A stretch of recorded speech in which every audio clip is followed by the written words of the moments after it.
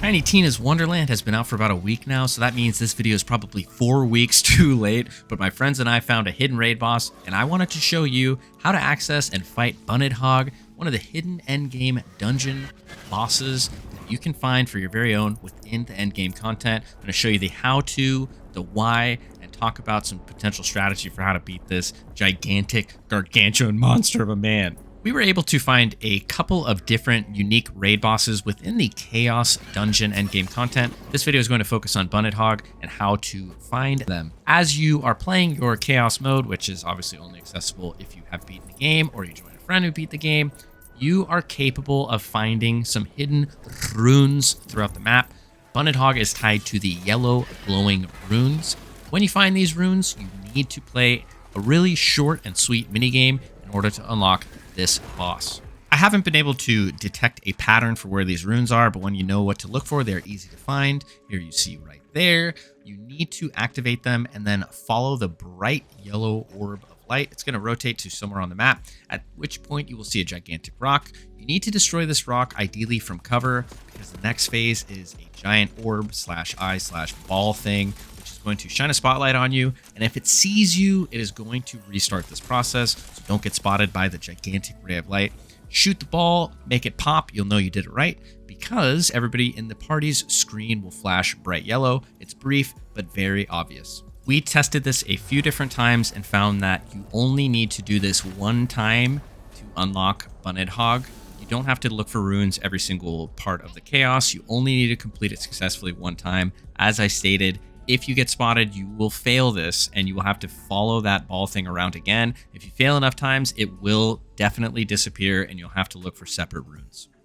After you have completed this one simple trick that doctors don't want you to find out about, you go ahead and complete the dungeon as normal. After you beat the final boss in the chain of Chaos Dungeon modes, you will be presented with two portals. The standard gold one, which will take you to the loot room where you can kind of go spend your crystals, or the new and improved bright red beautiful one, which will take you to Tiny Tina's hidden room. I'm not exactly sure what to call it, a portal. She kind of mocks you and is butthurt that you're in there and talks trash about you, but it's okay. What does she know? Go on, jump on that pad, get out of there, and welcome to the boss room.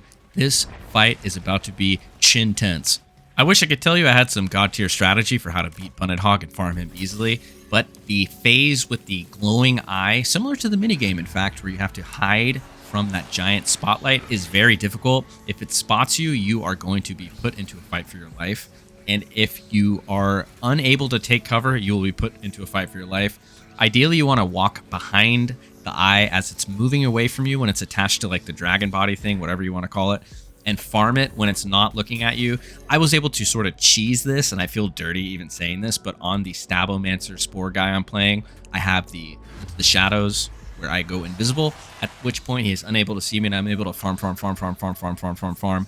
It is a hard fight. There are some mechanics that need to be learned. Ideally, you can take cover behind the stones, so don't shoot the giant rocks on the map. You will eventually need those. They're your best friend. After you have beat Bunnidhogg in a very die-heavy fight where you're probably going to blow through all of your revives, it's okay. It took us 3 tries to beat it. You're going to want to question whether or not it was worth doing because you don't actually get a ton of loots. I noticed that the money we got, the crystals, was about 500-ish crystals upon completion of this extra boss fight, but we did not get any sick loot drops from the boss himself. So this boils down to one gigantic challenge, especially if you want to test yourself and your friends to see how good you guys really are. We only did this on challenge tier or chaos tier 1.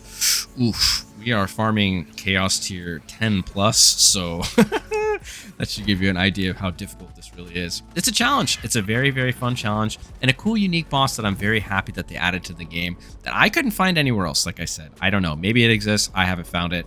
But a unique boss to farm for a challenge is a welcome addition to any looter shooter that I'm playing. And quite honestly, I wish more looter shooter type games had hidden content like this. I know with the internet and YouTube and Twitter and Reddit, these things don't stay uncovered for very long. And I'm sure people have already done videos on this, but I think it's cool. I love finding hidden stuff. It felt really cool to not look this up and be like, oh my God, look what we did. We're so sick. We're the dopest players in the game, bro. We did it.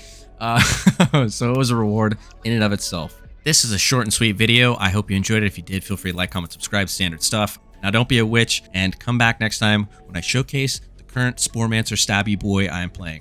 All right, much love. Till next time, we